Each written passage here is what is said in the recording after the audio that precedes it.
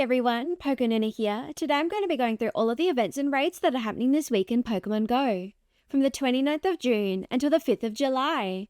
Now, let's get into it. First up, let's go through the raids for this week. To start, we'll still have the Katana, Celesteela, Shadow Dialga, and Mega Pidgeot raids ending this week on the 30th of June. As a quick reminder, I'll go through the typings and counters for each of these raid Pokemon.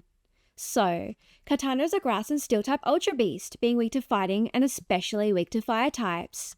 Celesteela is a Steel and Flying type, so it'll be weak to Electric and Fire types.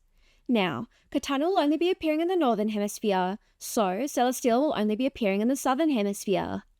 Next, Shadow Dialga is a Steel and Dragon-type Pokemon, which will be weak to fighting and ground types. And lastly, Mega Pidgeot is a Normal and Flying type, so it'll be weak to Electric, Ice, and Rock types.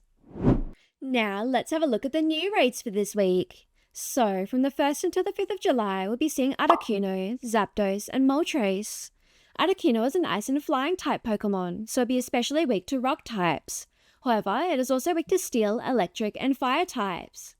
The top counters to Articuno include Mega Diancie with the moves Rock Throw and Rock Slide, Shadow Rampardos with Smackdown and Rock Slide, Shadow Rhyperior with Smackdown and Rock Wrecker, as well as Mega Tyranitar with the moves Smackdown and Stone Edge. Articuno's max CP when caught will be 1743 without Weather Boost, and 2179 with Weather Boost in snow and windy weather. Zapdos is an Electric and Flying type Pokemon, so it'll be weak to Rock and Ice types. Top counters for Zapdos include White Kyurem with the moves Ice Fang and Ice Burn, Black Kyurem with Dragon Tail and Freeze Shock, Shadow Rhyperior with Smackdown and Rock Wrecker, as well as Mega Diancie with Rock Throw and Rock Slide. The max CP for Zapdos will be 2015 without Weather Boost, and 2519 with Weather Boost in windy or rainy weather. Moltres is a Fire and Flying type Pokemon, so it'll be especially weak to Rock types.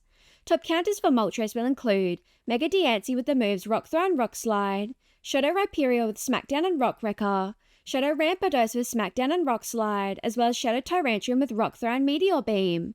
The max CP for this Pokemon will be 1980 without Weather Boost, and, Weather Boosted, in sunny or windy weather, its max CP will be 2475. And all three of the legendary birds will be featured Pokemon and Raid Hour this week, on Wednesday the 1st of July, from 6 to 7 p.m. Next, in the Shadow Raids, from the 1st of July until the 4th of August, we'll be seeing Shadow Palkia. This is a Water and Dragon type Pokemon, so it'll be weak to Dragon and Fairy types. Top counters for Shadow Palkia include Mega Rayquaza and Mega Garchomp with the moves Dragon Tail and Breaking Swipe, and Eternatus with Dragon Tail and Dynamax Cannon. Shadow Palkia's max CP will be 2280 without Weather Boost, and, Weather Boosted in rain or windy weather, its max CP will be 2850. Finally, in the Mega Raids this week, from the 1st to the 5th of July, Mega Lucario will be appearing. Mega Lucario is a Fighting and Steel-type Pokemon, so it'll be weak to Fighting, Fire, and Ground types. Top counter Pokemon for Mega Lucario raids include Mega Blaziken with the moves Fire Spin and Aura Sphere, Mega Charizard Y with Fire Spin and Blast Burn, Primal Groudon with Mudshot and Precipice Blades, and, if you already have one, Mega Lucario is also a good counter. When catching Lucario from these raids, its max CP without Weather Boost will be 1544, and with Weather Boost and snow or cloudy weather, its max CP will be 1930. Now, in the max battles this week, from the 29th of June until the 5th of July, we'll be seeing Dynamax Pidove. Pidove is a Normal and Flying type Pokemon, so it'll be weak to Electric, Ice, and Rock types.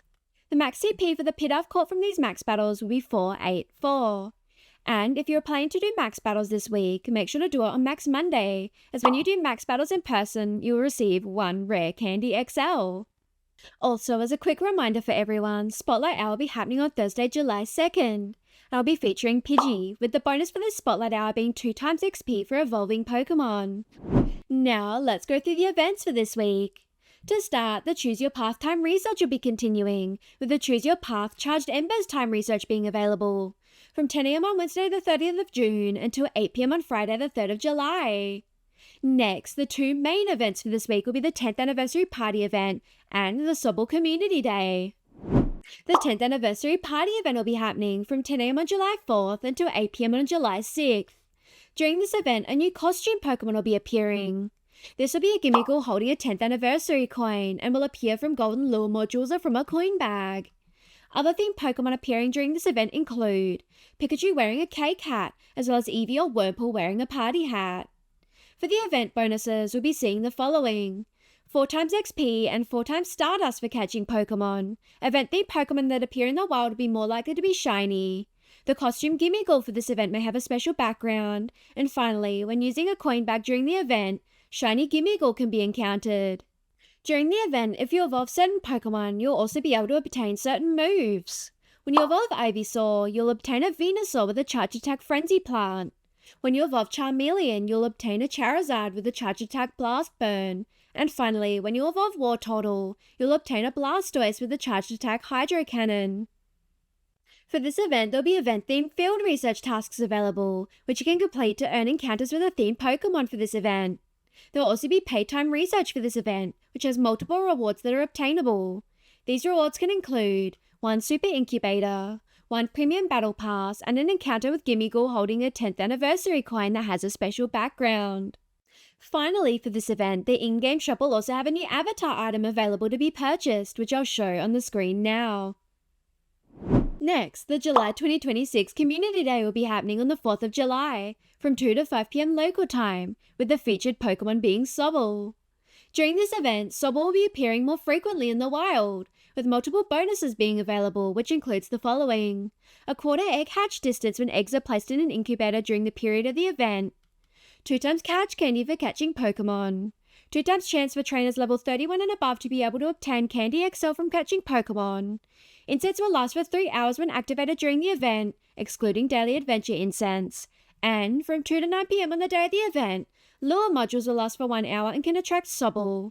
1 extra special trade can be made, and finally, trades will need 50% less Stardust. It is also important to mention that during and up to 4 hours after the event, if you evolve Drizzile, Sobble's evolution into Inteleon, the Inteleon obtained will know the Charge Attack Hydro Cannon. There will be field research for this event, as well as paid special research. The paid special research will have multiple rewards, which will include 3 Sobble encounters that will have a special background, extra Sobble encounters, 1 Premium Battle Pass, and 1 Rare Candy XL. The tickets for the Community Day special research will also be able to be gifted to your friends that you have achieved a friendship level of Great Friends or higher with. Just remember, you cannot give tickets to friends who have already received the special research ticket. Lastly, make sure to check the Campfire app or Community Day map to check for local meetups near you. Okay everyone, that's everything I'll be covering for this week. If you're enjoying my content and would like to support my channel, please make sure to leave a like and subscribe. I hope everyone has a great week and good luck. And I'll see you all in the next video where I'll be covering the Global Go Fest. Bye!